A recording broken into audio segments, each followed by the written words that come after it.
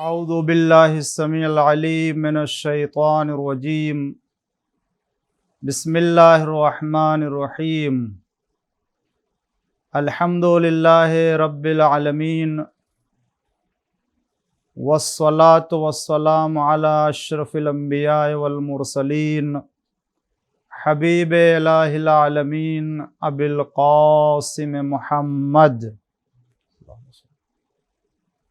وعلى آلہ الطیبین الطاہرین المعصومین المظلومین المنتخبین المنتجبین الغر المیامین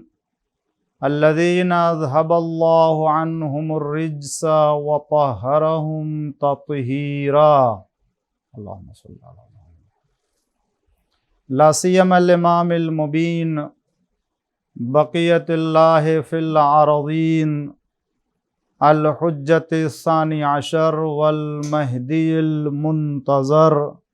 عجل اللہ تعالی فرجہ الشریف اللہم لعن اول ظالم ظلم حق محمد وآل محمد وآخر تابع له علی ذلک اللہم لعن العصابة التي جاہدت الحسین وشایعت وبایعت وطابعت علی قتلہ اللہم لعنہم جمیعا۔ بسم اللہ الرحمن الرحیم اللہم کل ولیک الحجۃ ابن الحسن صلواتک علیہ وعلی آبائہ فی ہذہ الساعۃ وفی کل ساعہ ولیا وحافظا وقائدا وناصرا ودلیلا وعینا حتی تسکنہ ارضک طوعا وتمتعہ فیہا طویلا رب صلی علی محمد وآل محمد وعجل فرجہم۔ ناظرین اکرام اور سامعین اعظام، سلام علیکم ورحمۃ اللہ وبرکاتہ۔ آپ تمام حضرات کی خدمت میں پھر سے اس روز شہادت مولائے متقیان امیر المومنین علی بن ابی طالب علیہ السلام کی مناسبت سے تسلیت اور تعزیت کے ساتھ دعا کرتے ہیں کہ اللہ ہم سب کو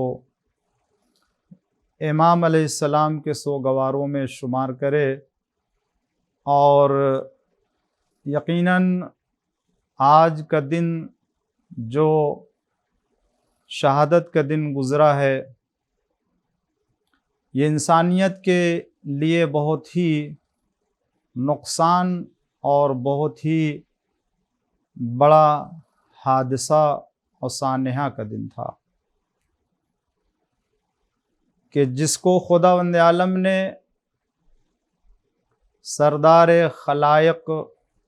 بنا کر کے بھیجا تھا کہ لوگ اس سے ہدایت حاصل کر کے منزل کمال تک پہنچ سکیں، لیکن انسانیت نے اس کی قدر نہ کی، اور آخرکار اس امام عظیم کو 21ویں ماہ رمضان کو، جو 19ویں ماہ رمضان کی صبح میں ضربت سے دنیا سے گزر جاتے ہیں۔ ہم سب کا دل مغموم ہے اور محزون ہے۔ ہم اس سلسلے میں پہلے خود امام زمانہ عجل اللہ تعالی فرج الشریف کی بارگاہ میں بھی تعزیت و تسلیت عرض کرتے ہیں کہ خداوند عالم ہم سب کو امام علیہ السلام کے غم منانے والوں میں قرار فرمائے۔ ناظرین اکرام، میں اپنی گفتگو شروع کرنے سے پہلے پھر ایک بات عرض کروں کہ یہ الحمدللہ شاید 5واں دور ہے تفسیر قرآن کریم کا جو علی ٹی وی سے نشر ہو رہا ہے۔ اس کے پہلے حقیر کو بھی ایک موقع نصیب ہوا تھا اور پھر امسال آپ کی خدمت میں حاضر ہوں، اور دعا کرتا ہوں کہ پروردگار عالم اسی طریقے سے اس سلسلے کو علی ٹی وی کے توسط سے جاری و ساری رکھے، اور خدا اسے اور ترقی کی منزلوں تک پہنچائے۔ میں آپ کی خدمت میں جو سورہ لے کر کے حاضر ہوا ہوں وہ ہے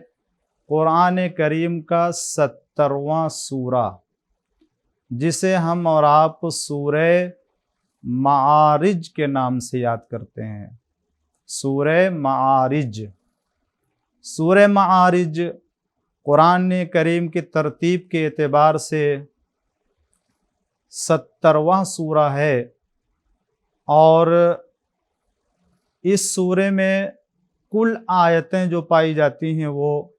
44 آیتیں پائی جاتی ہیں، اور خود اس سورے کی ابتدا میں اس کلمے کے استعمال ہونے کی بنا پر بھی اسے سورہ معارج کا نام دیا گیا ہے۔ مگر اصل بات شروع کرنے سے پہلے اس سورے کے سلسلے میں جو سورے کی تلاوت کا ثواب ہے میں وہ آپ کی خدمت میں عرض کرتا ہوں۔ اس سلسلے میں جو روایت میں ہمارے یہاں وارد ہے اس سورے کی فضیلت میں، جو سورہ معارج کے عنوان سے پیغمبر اکرم صلی اللہ علیہ وآلہ وسلم سے یہ روایت نقل ہے، جو تفسیر کی عظیم ترین کتاب مجموع البیان میں اس روایت کو جگہ دی گئی ہے۔ پیغمبر فرماتے ہیں کہ جو شخص سورہ معارج کی تلاوت کرے گا خداوند عالم اسے امانت کی رعایت کرنے والوں کا ثواب عطا کیا جائے گا، اور جو اس کی تلاوت کرے گا پروردگار عالم اپنے عہد کو اور اپنے وعدوں کو پورا کرنے اور رعایت کرنے والوں کا اجر اور ثواب اسے عطا کیا جائے گا۔ اور اسی طریقے سے پیغمبر فرماتے ہیں کہ جو شخص اس سورہ معارج کی تلاوت کرے گا اسے نمازوں کی پابندی کرنے کا ثواب ملے گا۔ 3 باتیں میں نے آپ کی خدمت میں روایت کے پہلو کے اعتبار سے عرض کیا۔ ایک تو امانت کی رعایت کرنے کا ثواب ملے گا، دوسرے اپنے عہد اور وعدے کو پورا کرنے کا ثواب، اور تیسرے نماز کی پابندی کرنے والوں کا اجر و ثواب ملے گا۔ یہ حضور اکرم صلی اللہ علیہ وآلہ وسلم کی روایت ہے سورہ معارج کی تلاوت کرنے والوں کے لیے۔ ایک بات میں ضرور آپ کی خدمت میں عرض کروں گا، وہ یہ کہ اگر حضور اکرم صلی اللہ علیہ وآلہ وسلم نے فرمایا کہ جو سورہ معارج کی تلاوت کرے گا اسے امانت کی رعایت کرنے کا ثواب اور اجر ملے گا، تو اس کا مطلب ہرگز یہ نہیں ہوتا ہے کہ اگر ہمارے پاس کسی کی امانت ہے اور ہم امانت واپس نہ کریں، امانت میں خیانت کریں معاذ اللہ، اور اس کے باوجود سورہ معارج کی تلاوت کر لیں گے تو ہمیں وہ ثواب ملے گا اور کوئی ہم کو عذاب یا کسی طریقے کا عقاب نہیں ملے گا، اس لیے کہ حضور نے فرمایا کہ جو سورہ معارج کی تلاوت کرے گا اسے امانت میں رعایت کرنے کا ثواب مل جائے گا۔ اس کا یہ مطلب نہیں ہوتا ہے، تو کوئی یہ نہ سمجھے کہ ہم امانت میں خیانت کریں، معاذ اللہ، امانت میں ہم رعایت نہ کریں اور اس میں زیادتی سے کام لیں، اور اگر سورہ معارج کی تلاوت کر لیا تو وہ سب مٹ جائے گا، وہ ختم ہو جائے گا، اور جو ثواب امانت داروں کے لیے ہے اور رعایت کرتے ہیں امانت میں، جو ان کو ثواب ملے گا وہی اجر ہم کو مل جائے گا۔ یا جو وعدے کی خلاف ورزی کرتے ہیں وہ اگر اس سورہ کی تلاوت کر لے تو ان کو بھی وہی ثواب مل جائے گا، کہ جو وعدے کو وفا کرتے ہیں، ہرگز ایسا نہیں ہے۔ یا نماز اول وقت پر یا نماز کی پابندی نہیں کرتے ہیں، اور اگر وہ سورہ معارج کی تلاوت کریں گے تو ان کو وہ ثواب ملے گا جو لوگ نماز کی پابندی، ہرگز ایسا نہیں ہے۔ بلکہ اس کا مطلب یہ ہوتا ہے کہ اگر کوئی سورہ معارج کی تلاوت کرتا ہے تو اسے امانت میں رعایت کرنے والے کا اجر ثواب ملے گا۔ ایسا نہیں ہے کہ اگر امانت لے لیا تو ہم امانت واپس نہ کریں اور سورہ معارج کی تلاوت کے ذریعے سے اس کا جبران کر دیا جائے گا، نہیں۔ جیسا کہ آج کل کے دنوں میں جو ہے وہ ماہ رمضان کے خاص طور سے آخر جمعے میں یہ ایک افواہ یا یہ کہہ لیجئے کہ نہیں معلوم کہاں سے یہ ایک نماز جو ہے وہ فارورڈ کی جاتی ہے اور کہا جاتا ہے کہ اگر کسی نے اس نماز کو پڑھ لیا تو اس کے 700 سال کی نمازیں ادا ہو جائیں گے۔ تو لوگ یہ سمجھتے ہیں کہ اگر یہ نماز نہ پڑھیں یا اگر یہ 2 رکعت نماز ہے جو جمعہ کے دن پڑھنے کی اگر پڑھ لیا 700 سال کی نماز کا مطلب یہ ہوا کہ خود ہمارے باپ کی نماز، ہمارے دادا کی نماز، ہمارے پردادا کی نماز، یعنی 7 پشتوں تک کے لوگوں نے اگر نماز نہیں پڑھی تو ان کی نماز ادا ہو جائے گی۔ ایسا کوئی تصور اسلام میں نہیں ہے، اور نہ ہی ایسا کوئی عمل ہے کہ جس کی بنا پر کوئی نماز نہ پڑھے اور وہ ایک عمل انجام دے اور اس کی نماز جو ہے وہ ادا ہو جائے گی، ایسا ہرگز نہیں۔ تو یہاں حضور اکرم صلی اللہ علیہ وآلہ وسلم فرماتے ہیں کہ اس کو ثواب ملے گا۔ ثواب ملنا اور بات ہے، امانت کی رعایت کرنا اور امانت داری سے کام لینا ایک دوسرا۔ اگر کسی نے امانت لی اور اس پہ امانت میں خیانت کی ہے تو سورہ معارج پڑھے گا، مگر ایسا نہیں کہ اس سے باس پرس نہیں ہوگی اور اس سے سوال نہیں کیا جائے گا کہ تم نے امانت میں خیانت سے کام کیوں لیا، یہ نہیں۔ ایک حدیث فضیلت میں یہ کہ اسے ثواب اور اجر ملتا ہے، یہ مجموع البیان کی جو میں نے روایت پیش کی ہے تفسیر میں آیا۔ ایک دوسری روایت ہے جس کو امام جعفر صادق علیہ السلام نے بیان فرمایا ہے، فرماتے ہیں کہ جو سورہ معارج کی زیادہ سے زیادہ تلاوت کرے گا تو خداوند عالم قیامت کے دن اس شخص کو پیغمبر اسلام اور اہل بیت علیہ السلام کے نزدیک ساکن قرار دے گا۔ یعنی سورہ معارج کی تلاوت کرنے والا حضور اکرم اور اہل بیت علیہ السلام کے نزدیک ہوگا، اس کو وہاں رکھا جائے گا۔ نہیں، یہ فضیلت ہے سورہ معارج کی جو چھٹے امام نے فرمایا ہے۔ اور اسی طریقے سے آپ نے فرمایا کہ اگر کوئی شخص سورہ معارج کی زیادہ سے زیادہ تلاوت کرتا ہے تو اللہ تعالیٰ اس کے گناہوں کے بارے میں سوال نہیں کرے گا، گناہوں کے بارے میں سوال نہیں کرے گا۔ تو یہاں پر بھی یہی تصور ہے اور یہی جو ہے وہ فلسفہ پایا جاتا ہے کہ اس کا مطلب یہ نہیں کہ انسان گناہ کرے معاذ اللہ اور سورہ معارج کی تلاوت کرے، ایسا نہیں، بلکہ اس کو یہ سمجھنا ہوگا کہ وہ جو شرائط ہوتے ہیں ایمان اور عقیدے کے اسے پورا کرنا ہوگا اور اس کے تقاضے کو بھی پورا کرنا ہوگا، تب جو ہے وہ اسے اس کا اجر اور اس کا ثواب ملے گا۔ یہ ثواب الاعمال کی حدیث تھی جس کو میں نے آپ کی خدمت میں بیان کیا۔ یہ تو فضیلت بیان کیا میں نے جو سورہ معارج کی تلاوت کرنے کے سلسلے میں روایت میں وارد ہوا۔ اسی طریقے سے سورہ کی کچھ برکتیں ہیں اور کچھ آثار ہیں، اس لیے کہ قرآن کریم کا ایک ایک سورہ، بلکہ کہہ لیجئے ایک ایک آیتیں، بلکہ اس کے کلمات میں وہ خصوصیت پائی جاتی ہے کہ اگر انسان اسے صحیح طور سے انجام دے تو بہت بڑا کارنامہ انجام دے سکتا ہے۔ اللہ نے ہر چیز کو قرآن میں بیان کر دیا ہے۔ خداوند عالم نے قرآن کریم میں ہر خشک و تر کو بیان کیا، کوئی ایسی چیز نہیں کہ جو اس کے اندر، اسے حاصل کرنے کے لیے اس کے جاننے والوں کی طرف رجوع کرنا ہوگا، یہ چیز ہے۔ تو اسی طریقے سے ہر آیت میں ایک خاص اثر رکھا ہے، سورہ کا خاص اثر ہے۔ جیسے ایک مثال پیش کرتا ہوں، سورہ معارج کی کیا برکت ہے اور کیا اثر ہے وہ میں عرض کروں گا۔ ایک مثال یہ کہ جیسے میں نے عرض کیا کہ تمام سوروں کا ایک خاص اثر ہوتا ہے، خود سورہ حمد کے بہت سے اس کے اثرات ہیں، بہت سے برکتیں ہیں۔ ایک یہ بھی ہے کہ اگر کوئی شخص سورہ حمد کی تلاوت کر کے گھر سے باہر نکلتا ہے تو کسی بھی طریقے کی کوئی بلا اور کسی بھی طریقے کا کوئی حادثہ اس کے لیے رونما نہیں ہوگا، اور وہ ہر مصیبت سے، ہر بلا سے محفوظ رہے گا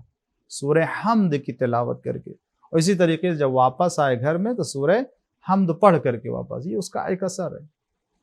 یا سورہ واقعہ کی کچھ آیتوں میں یہ اثر پایا جاتا ہے کہ اگر وہ مخصوص آیت ہے اسے اگر لکھ کے کسی کو جو ہے وہ کھلا دیا جائے، نہیں معلوم ہے کیا ہے وہ، مثلا کسی نے کوئی چیز چوری کر لی ہے، چور پکڑنا ہے، تو سورہ واقعہ میں ایک آیت ایسی ہے کہ جس کو لکھ کے اگر کھلا دیا جائے تو جو چور ہے وہ روٹی کھا ہی نہیں سکتا ہے، اس کے گلے سے نیچے اتر ہی نہیں سکتی ہے وہ آیت۔ اور یہ وہ چیز ہے جس کو میں نے اپنی آنکھوں سے دیکھا ہے، 2 واقعہ تجربہ ہوا ہے کہ 10 آدمیوں کو مثلاً جو ہے وہ وہاں روٹی میں وہ سورہ واقعہ کی آیت لکھی گئی، 9 لوگوں نے کھا لیا مگر ایک جو تھا اس کے گلے سے نیچے نہیں اتر رہی، میں نے اپنی آنکھوں سے دیکھا، یہ اثر ہے۔ تو اسی طریقے سے سورہ معارج کے بھی اثر ہے، اس کے بھی خاص جو وہ اثرات ہیں، برکات ہیں۔ تو اس کے کیا برکات ہیں؟ حضرت صلی اللہ علیہ وآلہ وسلم نے فرمایا سورہ معارج کے سلسلے میں کہ اگر کوئی شخص قید میں ہے، اگر کوئی شخص زندان میں ہے یا کسی کے قید میں ہے، اسیر ہے اور وہ آزاد ہونا چاہتا ہے، تو اس سورہ معارج کا اثر یہ کہ اگر ایسا انسان سورہ معارج کی تلاوت کرے گا تو اسے قید سے رہائی مل جائے گی، اسے قید سے آزادی مل جائے گی۔ سورہ معارج کا اثر ہے، تو اس کے اندر اللہ تعالیٰ نے یہ رکھا ہے، اور اسے آسائش فراہم ہوگی اور آزادی کے اسباب فراہم ہوں گے۔ اور اس کے بعد کہا گیا کہ یہ سورہ اس کی حفاظت کرے گا وہاں تک کہ جب تک وہ اپنے گھر نہیں پہنچ جاتا۔ یہ سورہ معارج کے اثر۔ اور اس کے بعد ایک اور آخری روایت اس سلسلے کی عرض کروں کہ جس میں بتایا گیا ہے کہ اس سورہ کے پڑھنے والے جو شخص دن اور رات میں پابندی کرے گا سورہ معارج کی تلاوت کرنے کے سلسلے میں، تو اس کی جو بھی حاجت ہوگی وہ پوری ہوگی۔ آج ہمارے درمیان جو ہے وہ کورونا جیسی وبا پھیلی ہوئی ہے، ہر انسان کی حاجت یہ ہے کہ ہم اس سے نجات پا جائیں، ہم اس سے شفا پا جائیں، ہم اس سے جو ہے وہ محفوظ رہیں۔ تو یہ سب سے بڑی حاجت ہے۔ میں سمجھتا ہوں کہ اگر اسی کو مد نظر رکھتے ہوئے سورہ معارج کی تلاوت کرے تو اللہ تعالیٰ اس سورہ کی برکت سے ہر ایک کو اس وبا سے بچا کے رکھے گا اور وہ محفوظ ہوگا۔ یہ اثر اور اس کی فضیلتیں بیان کی، مگر میں آخر میں ایک بات عرض کروں اس سلسلے میں کہ ناظرین اکرام، اگر یہ فضیلت بیان کی ہے تو ان تمام فضیلتوں اور ان تمام ثواب اور اجر کا مطلب یہ نہیں ہے کہ انسان یوں ہی بغیر جو ہے وہ شرائط کے اور بغیر کسی جو ہے وہ حقوق کی رعایت کیے ہوئے تلاوت کرے گا تو اس کو اس کا ثواب مل جائے گا، بلکہ حقیقت یہ ہے کہ یہ عظیم اجر و ثواب ایمان کے ساتھ، عقیدے کے ساتھ اگر پڑھے گا تو اس کو یہ فائدہ ملے گا۔ لیکن اگر ایمان اور عقیدے کے ساتھ اسے نہ پڑھے، تلاوت نہیں کرے گا، تو پھر کیا ہوگا؟ نہ اس سورہ کی تلاوت کا اثر اس کے روح پہ پڑے گا، نہ اس کے عقیدے میں، نہ اس کے عمل میں۔ لہٰذا اگر سورہ معارج کی تلاوت کرے انسان تو سورہ معارج کے مفاہیم اور مطالب کو سمجھ کے اس کے اوپر عمل کرے، اور جب عمل کرے گا تو سورہ کی روحانیت کا اثر ہوگا اس کے قلب میں، اس کے دماغ میں، اس کے روح کے اندر اور اس کے عمل میں بھی، تب جا کر کے اس کا وہ اجر و ثواب بھی ملے گا۔ مگر خداوند عالم کی ذات سے نا امید نہیں ہونا چاہیے، خاص طور سے یہ ماہ رمضان المبارک کی راتیں، ماہ مبارک رمضان کے دن، ماہ مبارک رمضان کے لمحات، وہ لمحات ہیں کہ جو دوسرے لمحوں یا دوسرے دنوں یا دوسرے راتوں سے کہیں زیادہ افضل ہیں۔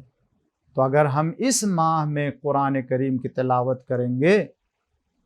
اور اگر ہم عمل کریں گے تو یقیناً دوسرے مہینوں میں عمل کرنے سے کہیں زیادہ اجر و ثواب ملنے والا ہے۔ جس طریقے سے اس ماہ مبارک رمضان میں خدا نخواستہ اگر کوئی گناہ کرتا ہے، جھوٹ بولتا ہے، چوری کرتا ہے، غیبت کرتا ہے یا کوئی برا کام کرتا ہے تو اس کا بھی عذاب بڑھ جاتا ہے، اس لیے کہ حرمت کا مہینہ ہے، یہ مقدس مہینہ ہے۔ اللہ تعالیٰ نے اس ماہ میں قرآن کریم کو نازل کیا ہے۔ پروردگار عالم نے اس مہینے میں اپنے بندوں کو مہمان بنایا ہے۔ کیا دوسرے مہینوں میں یہ بندہ خداوند عالم کا بندہ نہیں ہے، عبد نہیں ہے اور خدا خالق نہیں ہے؟ پروردگار عالم تو ہمیشہ اپنے بندوں کا خالق ہے،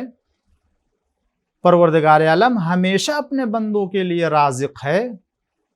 خدا تو ہمیشہ مسبب الاسباب ہے، پروردگار عالم تو ہمیشہ اپنے بندوں کے لیے نعمتوں کا نازل کرنے والا ہے۔ تو جب ہر مہینہ ہمیشہ اللہ رزق دینے والا ہے اور اللہ تمام ضرورتوں کی چیزوں کو پورا کرنے والا ہے، تو اللہ تو ہمیشہ میزبان ہے اور بندہ مہمان ہے، پھر اس کو ماہ صیام میں، ماہ رمضان میں مہمان بنانے کی کیا ضرورت؟ پروردگار عالم کی رحمت اور خدا کے فضل و کرم میں اتنی وسعت پائی جاتی ہے، وہ اتنا جواد ہے، اتنا بڑا کریم ہے کہ پروردگار عالم چاہتا ہے کہ ایک مہینہ مخصوص قرار دے کر کے اپنے بندوں کو مہمان بنا کے اپنے لطف و کرم اور برکت اور رحمت کو اس کے اوپر انڈیل دی جائے۔ تو پھر ہم کیوں کوتاہی کریں؟ جب اللہ تعالیٰ کی طرف سے عطا میں کسی طرح کی کوئی کمی نہیں ہے تو پھر ہم مانگنے میں کیوں پیچھے رہیں اور اسے اپنے لیے طلب کرنے میں کیوں؟ تو ان سوروں کی تلاوت کا اثر، ثواب اسی وقت صحیح طور سے انسان حاصل کر سکتا ہے کہ جب واقعی طور سے اس کے مفاہیم اور اس کے معنی کو سمجھ کے اس کے اوپر عمل کرے اور اپنی زندگی میں اسے لے کر کے آئے۔ اس کے بعد پھر میں اس سورے کے سلسلے میں عرض کروں گا کہ اب جو اس سورے کی تفسیر یا کہہ لیجئے جو تفصیلات ہیں اس کے، وہ اس طریقے سے میں عرض کروں کہ یہ پورا سورہ اگر آپ دیکھیں تو اس میں 4 حصے بیان کیے جائیں۔ میں مختصر طور سے ایک سورے کا تعارف پورے مفہوم کے لحاظ سے کرا دوں، پھر تفصیلات میں جو وارد ہوں گا۔ اس سورہ مبارکہ میں جو پورے مضامین اور پورے مطالب کو بیان کیا گیا وہ 4 حصوں میں بیان کیا گیا ہے۔ سب سے پہلا حصہ جو پایا جاتا ہے وہ ایک ایسے شخص کا عذاب طلب کرنا کہ جس نے پروردگار عالم سے کہا تھا کہ اگر تیرا نبی سچ بولتا ہے اور صحیح کہہ رہا ہے تو میرے اوپر عذاب نازل کر دے۔ تو خداوند عالم سے جیسے اس نے عذاب طلب کیا تو اللہ نے بڑی جلدی اور تیزی کے ساتھ، جسے کہتے ہیں عربی میں سریع، بہت تیز اور بہت جلدی خداوند عالم نے اس کے اوپر عذاب نازل کر دیا۔ تو ایک حصہ عذاب سریع کے سلسلے میں ہے کہ جس نے حضور اکرم کی باتوں کا انکار کیا اور خداوند عالم سے عذاب مانگا، یہ چیز ہے۔ اور اس کے بعد جو دوسرا حصہ ہے اس میں وہ یہ کہ قیامت کے بارے میں قیامت کے صفات کے سلسلے میں، قیامت کی خصوصیات کے بارے میں، قیامت کے مقدمات کے سلسلے میں، اور یہ کہ اس دن کافروں کی کیا حالت ہوگی اور ان کے اوپر کس طرح کا عذاب نازل ہوگا، اور قیامت ہے کیا چیز، یہ تفصیل جو ہے وہ اسی سورہ میں آپ کو دیکھنے کو ملے گی اور سننے کو ملے گی۔ اور اس کے بعد جو اس میں تیسرا حصہ ہے وہ یہ کہ کچھ نیک انسان اور کچھ برے انسانوں کا تذکرہ کیا گیا اس میں، کچھ اچھے انسانوں کا ذکر بھی ہے اور کچھ برے انسانوں کا بھی ذکر ہے اس میں، کہ جس کی بنا پر انسان جو ہے وہ جنتی بنتا ہے اور دوزخی بنتا ہے۔ اور یہ بھی ضروری ہے کہ جب قیامت کا ذکر ہو اور معاد کا ذکر ہو، یعنی ایک ایسے دن کا ذکر ہو کہ جس دن انسان کو اپنے اعمال کا حساب و کتاب کے لیے جمع ہونا ہے، تو پھر اس سے پہلے انسان کے اعمال کے سلسلے میں گفتگو ہو کہ کون سا اعمال ہے کہ جس کے ذریعے سے انسان جنت میں جا سکتا ہے، اور کون سے وہ اعمال ہے کہ جن کے ذریعے سے انسان جہنم میں جا سکتا ہے۔ تو دونوں فعل اور دونوں کاموں کو اللہ تعالیٰ نے، اسی لیے پروردگار عالم نے دونوں طرح کے انسانوں کا اس میں ذکر کیا ہے۔ اور اس کے بعد جو ہے وہ جو چوتھا جو حصہ اس میں بیان کیا ہے وہ ہے مشرکین کے بارے میں اور منکرین کے سلسلے میں، کہ وہ خوف دلایا گیا ہے اور ڈرایا گیا ہے ان لوگوں کو جو لوگ قیامت کا انکار کرتے ہیں، جو لوگ روز حساب کا انکار کرتے ہیں، ان لوگوں کو اس طریقے سے ڈرایا گیا ہے۔ یہ چار حصے ہیں سورہ معارج میں، کہ جس کا بیان اور جس کی تفصیل میں آپ کی خدمت میں آنے والی نشستوں میں عرض کروں گا اور بتاؤں گا کہ خداوند عالم نے کس طریقے سے اس میں ان تمام تفصیلات کو رکھا ہے۔ اب آئیے میں سورہ معارج کی ابتدائی آیتوں کے سلسلے میں پیش کروں اور عرض کروں کہ خداوند عالم نے سب سے پہلے اس سورہ میں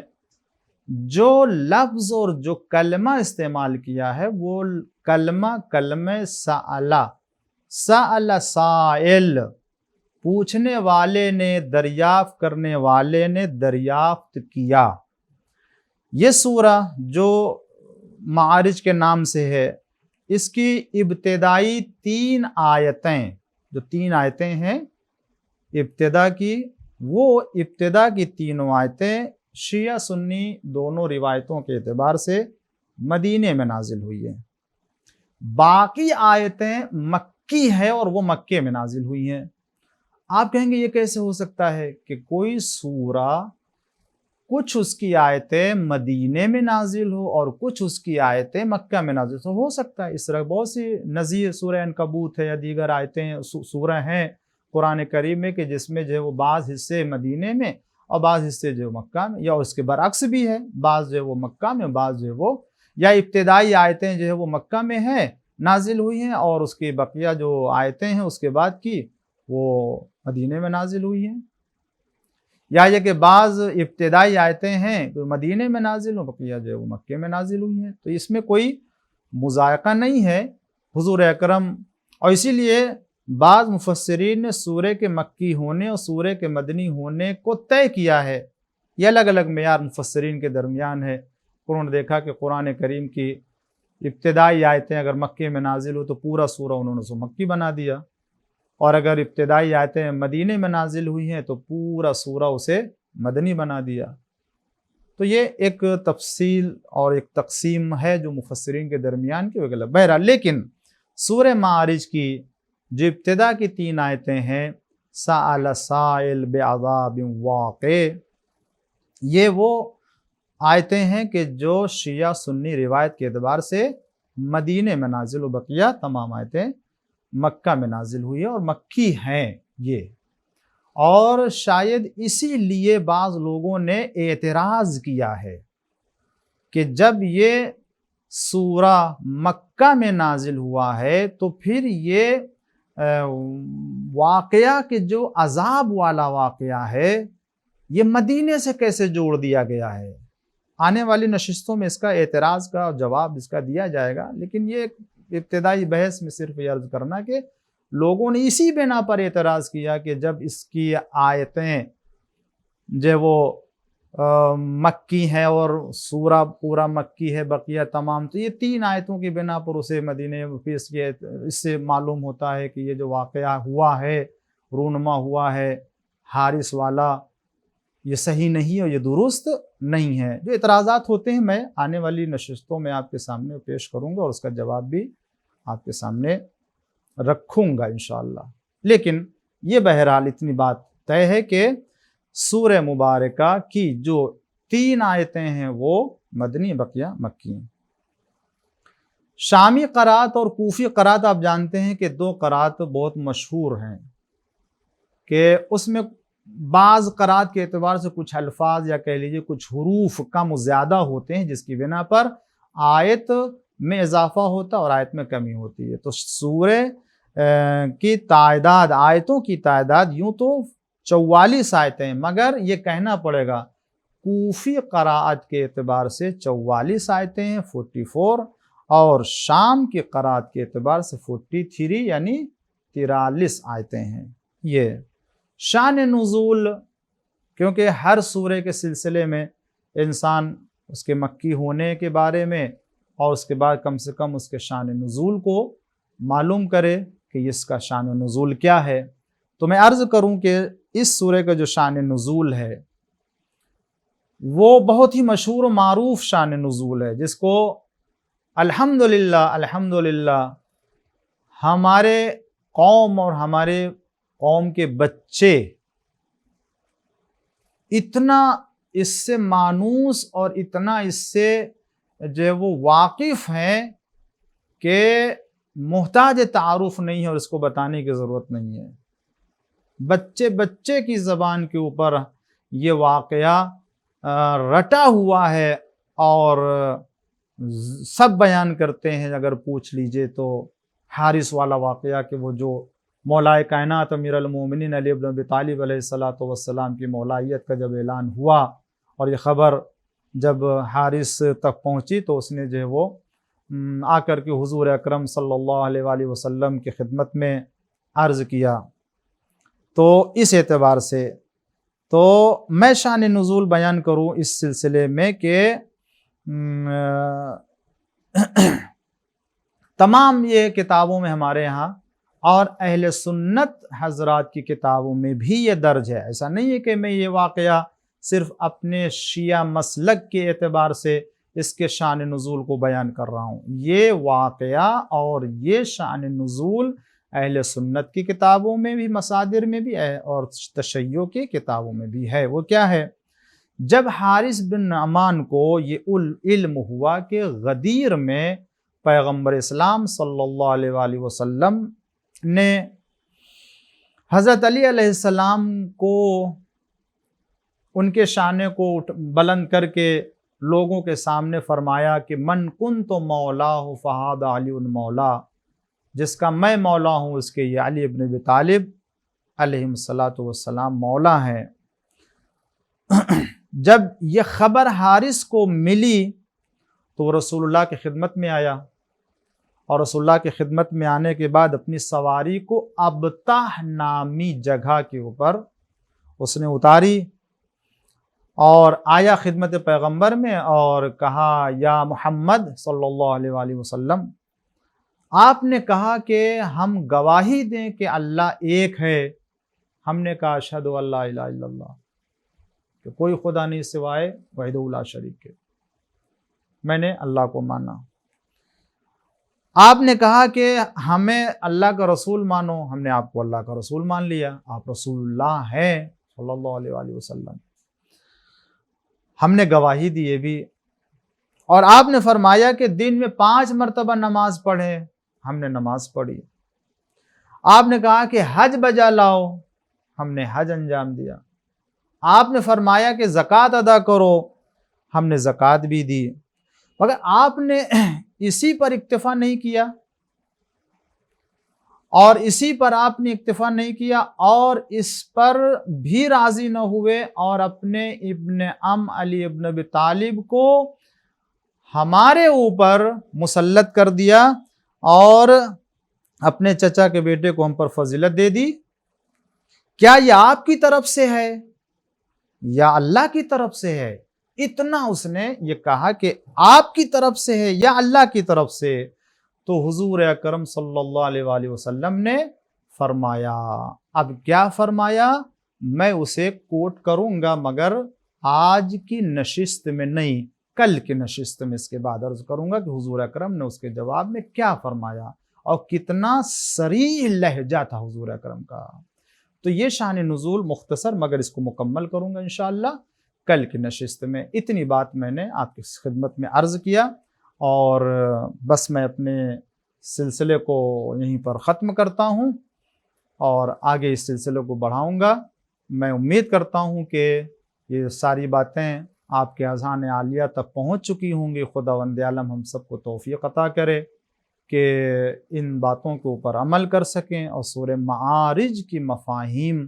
اور ان کے مطالب کے اوپر غور کر کے عقیدہ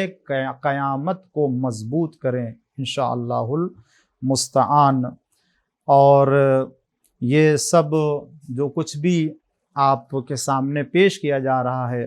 یہ تو آپ مستحضر ہیں، جانتے ہیں کہ علی ٹی وی اور اس کے کارکنان کے توسط سے اور اسی طریقے سے اس سلسلے میں جن لوگوں نے حصہ لیا ہے، جن مرحومین کے ایصال ثواب کے لیے یہ پروگرام بھی مرتب کیا گیا ہے، تو آپ حضرات سے گزارش ہے کہ اس تفسیر قرآن کے سننے کا ثواب اور عمل کرنے کا ثواب بھی، اور اسی طریقے سے ایک مرتبہ سورہ حمد اور 3 بار سورہ توحید کی تلاوت فرما کر کے، یہ چند مرحومین ہیں، میں نام عرض کرتا ہوں، آپ ان کو ہدیہ فرما دیں تاکہ ان مرحومین کو بھی ایصال ثواب ہو جائے اور برزخی زندگی ان کی راحت کی زندگی ہو جائے. ایک مرتبہ سورہ حمد اور 3 بار سورہ توحید کی تلاوت فرما کر کے مرحوم سید فاقر علی، میر حمزہ حسین اور مہجبین بیگم اور مرحوم سید فدا حسین کرمانی اور مرحومہ صالحہ کرمانی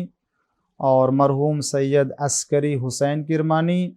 اور مرحوم مرزا صفدر احمد کی روح کو ہدیہ فرما دیں. اللہ تعالیٰ ان کے درجات کو بلند فرمائے اور معصومین علیہم الصلاۃ والسلام کے جوار میں جگہ عنایت کرے. اور اب وہ سوال کہ جس کے لیے آپ بالکل بے چین ہوں گے اور بالکل آمادہ اور بیٹھے ہوں گے کہ ہم کو اب وہ سوال ملے اور ہم اس کا جواب علی ٹی وی کے حوالے کریں. تو میں آج پہلی نشست کا پہلا سوال آپ کی خدمت میں پیش کر رہا ہوں، وہ یہ کہ سورہ معارج کی تلاوت کرنے کے سلسلے میں چھٹے امام نے کیا فرمایا ہے؟ سورہ معارج کی تلاوت کے سلسلے میں، تلاوت کی فضیلت کے سلسلے میں چھٹے امام نے کیا فرمایا ہے؟ یہ سوال ہے.